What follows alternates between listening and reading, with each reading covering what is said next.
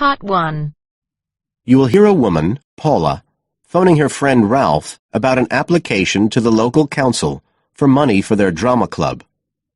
First, you have some time to look at questions 1 to 3.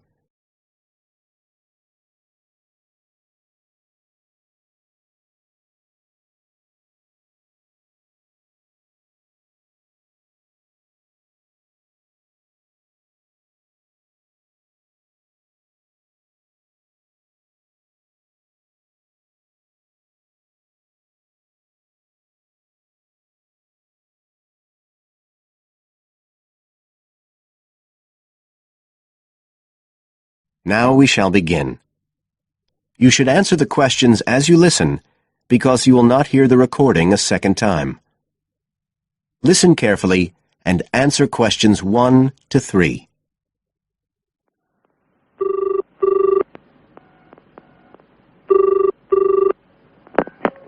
Hello?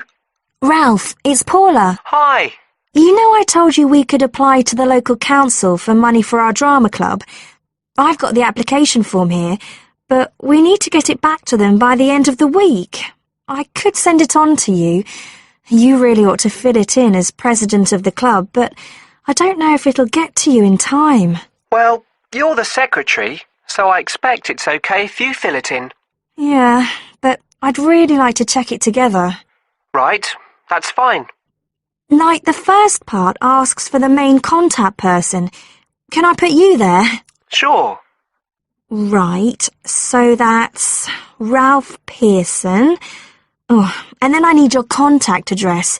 So that's 203 South Road, isn't it? No, 2:30. Oh, sorry, I always get that wrong. Then it's Drayton. Oh, do you think they need a postcode? Better put it, it's DR6 8AB.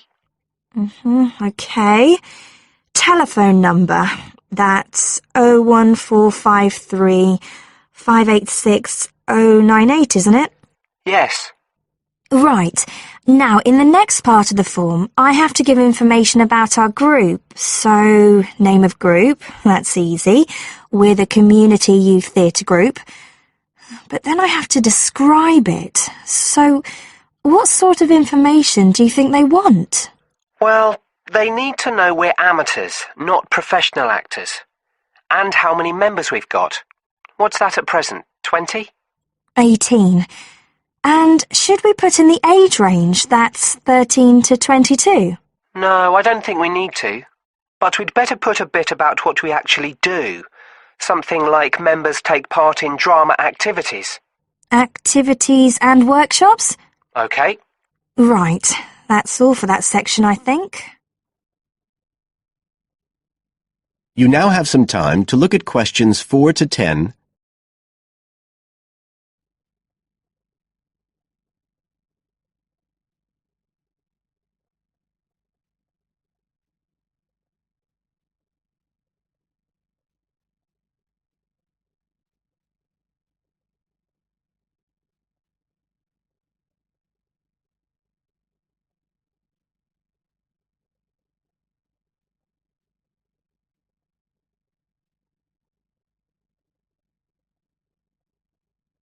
Now listen and answer questions 4 to 10.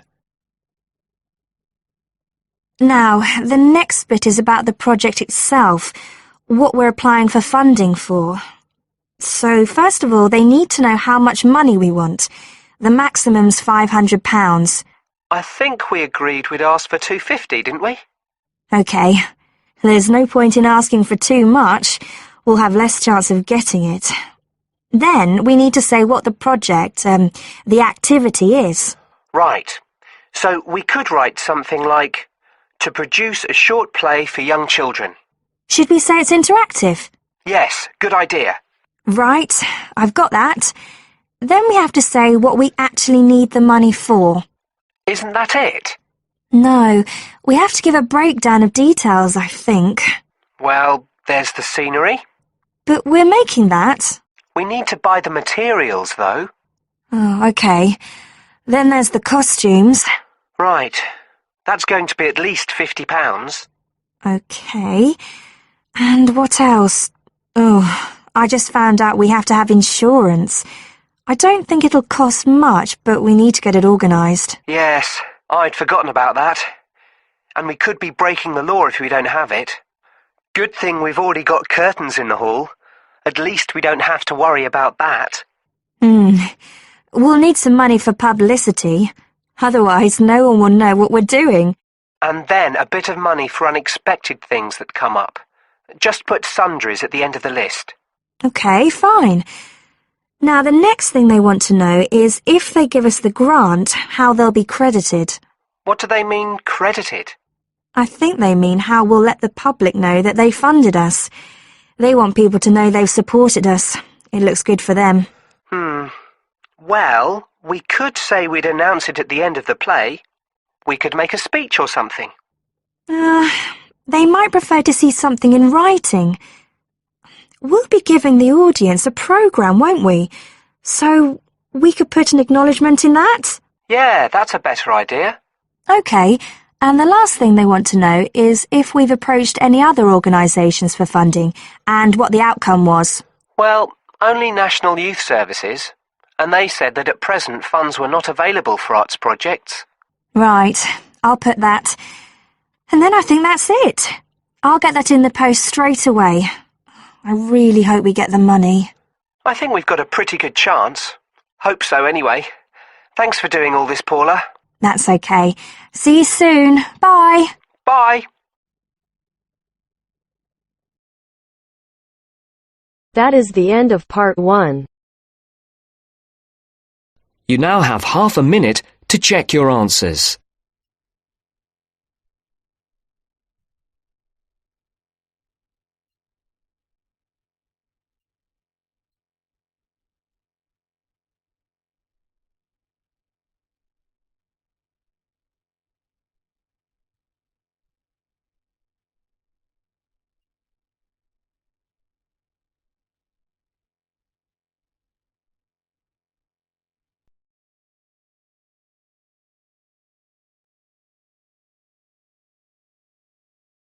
Part 2. You have just arrived at the student hostel where you will live during the term. The manager is explaining the rules and another student is asking questions. Listen to the conversation and complete the form. First, you have some time to look at questions 11 to 16.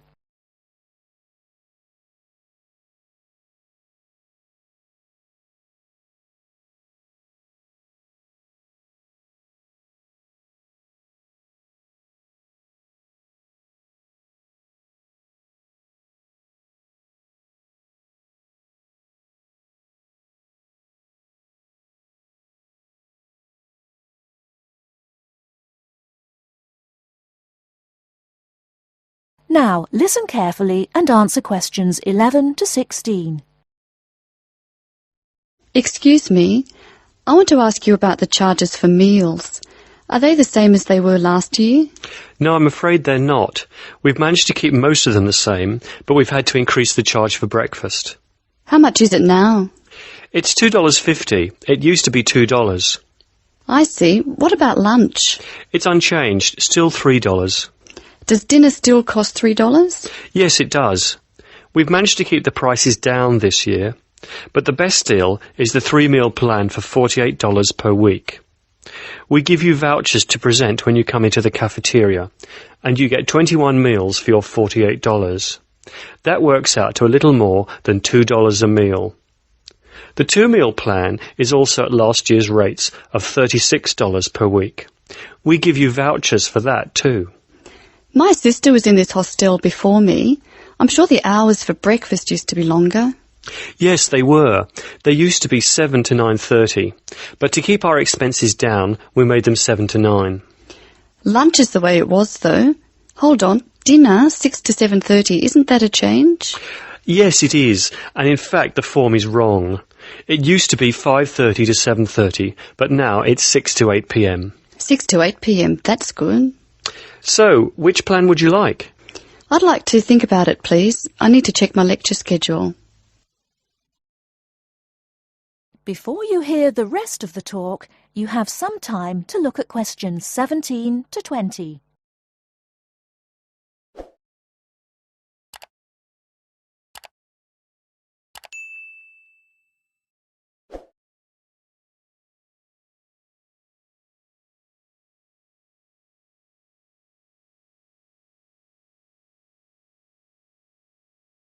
Now listen and answer questions 17 to 20. Can you tell me how to get to my room, please? Of course. You're in the new wing, which is very freshly painted and pleasant. But I'm afraid you're going to have to go to a couple of other offices before you can have the key. You're in the admissions office now. Leave this office and turn right and go to the end of the hall. The last office is the fees office, where you can pay the balance of your room deposit. They'll give you a receipt. OK. After you've been to the fees office, come back past admissions. You'll see a very large room at the northwestern corner of the building. You can't miss it. That's the student lounge, and if you go in there, you can meet some of the other students and see who'll have a room near you. That's good. Can I get a cup of coffee there?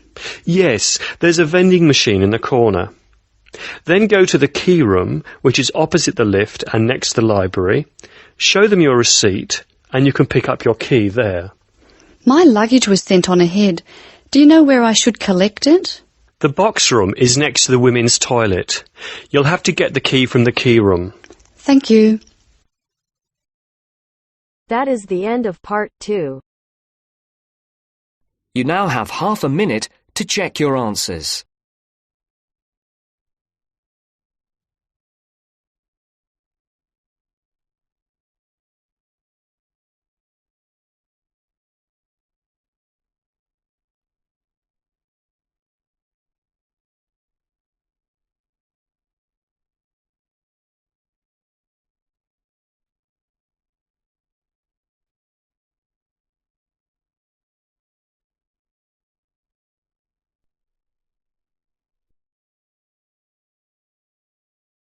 Part 3. You are going to hear a lecture about the Miners Hotel. First, you have some time to look at questions 21 to 24.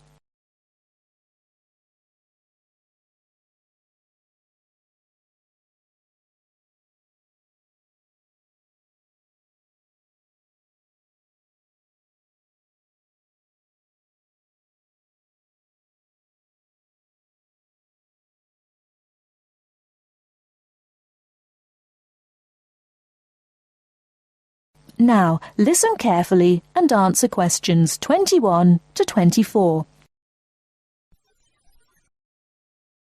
Good evening and welcome to the Miner Hotel. We are pleased to have you as our guest. I will give you a brief information session to tell you everything you need to know to make this a pleasant stay. The Miner Hotel was built in the 1850s, during the Gold Rush period, also nicknaming our state the Golden State. People from all over the country and even from other countries came to seek their fortune here in these hills, creating cities overnight. In this city, many Gold Rush hotels soon opened up. This particular hotel was built in 1851, but was destroyed during an earthquake. It was rebuilt in 1995 to recreate the feel of the Gold Rush, complete with articles and actual photographs from during the 1850s. Our hotel is divided into 2 buildings, one called the Gold Tower and the other is named the Fortune Tower. You will be staying in the Fortune Tower on the 25th floor, complete with great views of the city. Your room is the best room in the hotel, complete with private living room and hot tub. Here is your room card. On the card it will say FT, meaning Fortune Tower. On the bottom of the card it will say 2515. The 25 stands for the 25th floor, and the 15 stands for the 15th room on that particular floor. Before you hear the rest of the talk, you have some time to look at questions 25 to 30.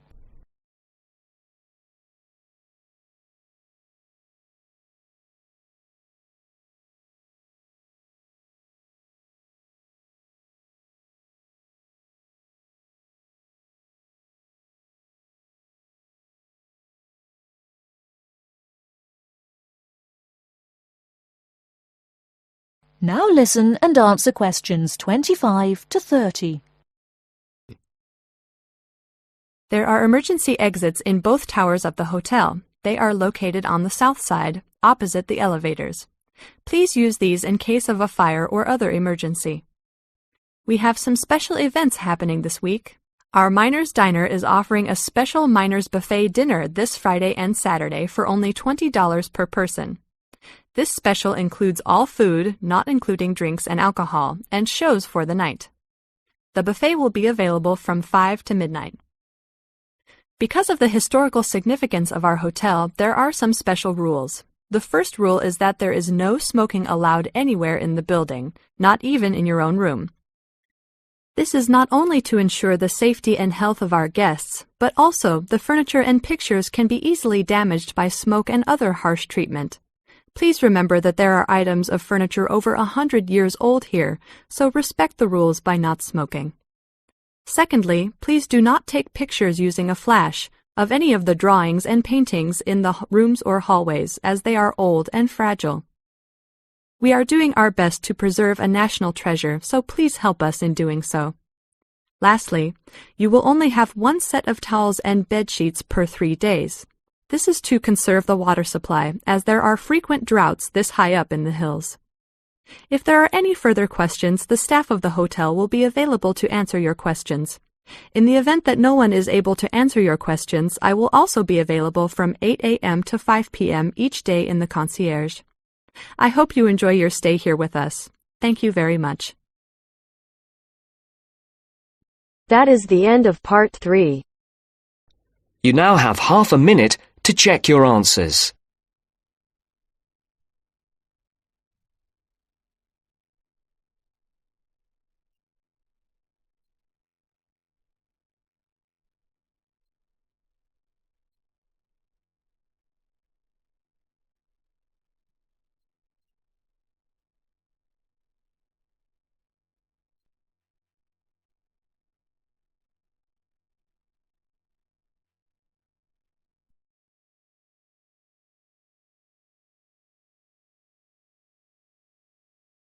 Part 4. You'll hear a lecture on human civilization. First, you have some time to look at questions 31 to 40.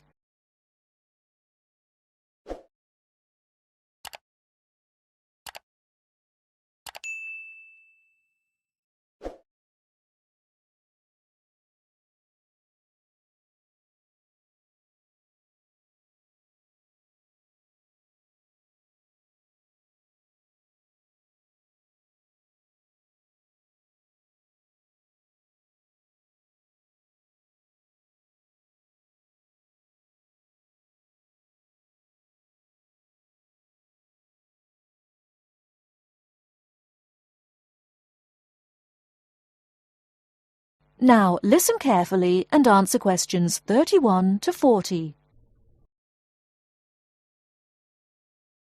Today in our History Series lectures, Professor Smith is going to introduce the history of human civilization. Welcome, Professor Smith. Good afternoon, ladies and gentlemen. Do you know when human civilization originated? And what's the development of human language? Well, the first 2 stages in the development of civilized man were probably the invention of primitive weapons and the discovery of fire, though nobody knows exactly when he acquired the use of the latter. The origin of language is also obscure. No doubt it began very gradually. Animals have a few cries that serve as signals, but even the highest apes have not been found able to pronounce words, even with the most intensive professional instruction. Apparently, a necessity for the mastering of speech is the superior brain of man. When man became sufficiently intelligent, we must suppose that he gradually increased the number of cries for different purposes. It was a great day when he discovered that speech could be used for narrative. There are those who think that in this respect, picture language preceded oral language. A man could draw a picture on the wall of his cave to show in which direction he had gone, or what prey he hoped to catch. Probably picture language and oral language developed side by side. I'm inclined to think that language has been the most important single factor in the development of man. Two important stages came not so long before the dawn of written history. The first was the domestication of animals. The second was agriculture. Agriculture was a step in human progress to which, subsequently, there was nothing comparable until our own machine age. Agriculture made possible an immense increase in the number of the human species in the regions where it could be successfully practiced. These were, at first, only those in which nature fertilized the soil after each harvest. Agriculture met with violent resistance from the pastoral nomads, but the agricultural way of life prevailed in the end because of the physical comforts it provided. Another fundamental technical advance was writing, which, like spoken language, developed out of pictures, but as soon as it had reached a certain stage, it was possible to keep records and transmit information to people who were not present when the information was given. These inventions and discoveries, fire, speech, weapons, domestic animals, agriculture, and writing, made the existence of civilized communities possible. From about 3000 BC until the Industrial Revolution, less than 200 years ago, there was no technical advance comparable to these. During this long period, man had enough time to become accustomed to his technique, and to develop the beliefs and political organizations to appropriate it. There was, of course, an immense extension in the area of civilized life.